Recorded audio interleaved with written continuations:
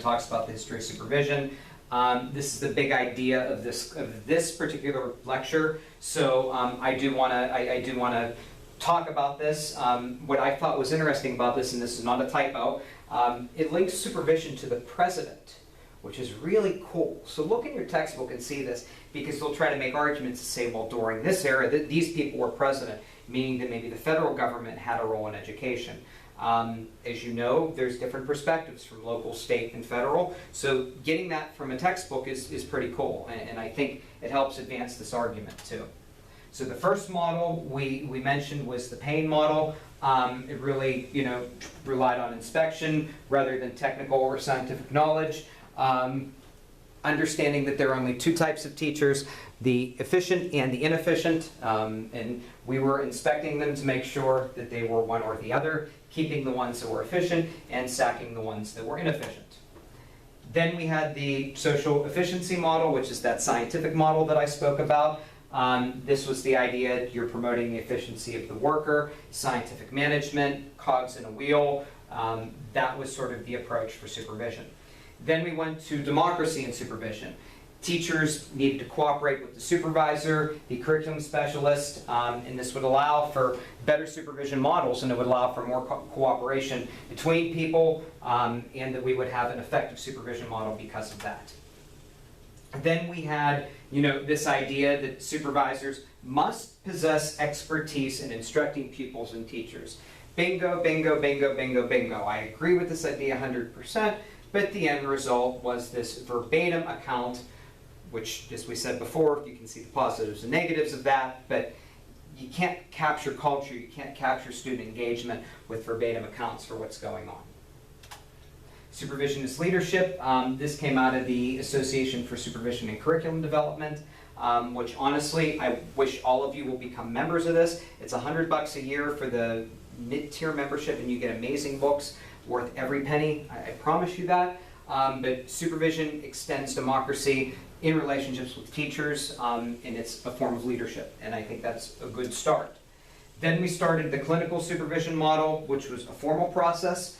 The teacher gets to have input on what the supervisor is looking for, telling them what they should be observing for, and they meet before the supervision to hammer out what they're going to be looking for. Then we switch to a professional and moral idea of supervision, basically saying that it's a leadership model and the supervisor is now the instructional leader. That's the buzzword that you're going to hear for the rest of your life in education, whether you like it or not. And the tone has changed, what that looks like, and that model has changed as well. So now we have the era that we're in right now, which is standards-based supervision, and this is accountability-based, really based on quantitative data, and that data can tell whether or not somebody's an effective or ineffective teacher. I by no means am endorsing this model, but you need to be aware this is the reality of the situation in our schools today. So the authors will present two different camps of supervision.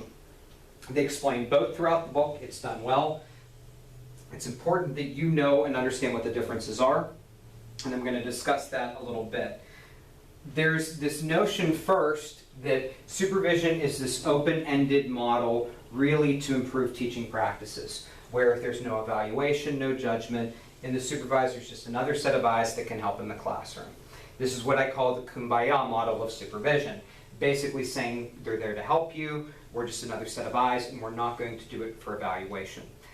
I don't necessarily agree with this, but then the second model I don't necessarily agree with as well, because it's all about evaluation. It's knowing that teachers understand their roles and that evaluation goes with supervision. The key here that makes this work is this notion of trust, and if you want to do any work on trust, Anthony Brick is one of the people that's done a lot of the writing on relational trust. I might include something from him later on in the class. But it's this notion that if there's a level of trust, then supervision and evaluation work in conjunction and everybody wins. And that's kind of what we're hoping for when we're looking at the different models of supervision. So this, supervision is going to change, but it's going to change to meet the organizational challenges in the 21st century, meaning that we're going to have different sort of ways of looking at what's going on. how classes are structured and how they run is changing. You're going to see a lot of video recorded lectures as you continue in college. You're going to see a lot more video recorded lectures at the high school and middle school level. Students are going to be doing a lot more online work. How do you supervise an online class? I'm one of the national leaders in the country in an organization called Quality Matters. I've done 40 plus reviews of online classes where I go in and I supervise what the instructor is doing.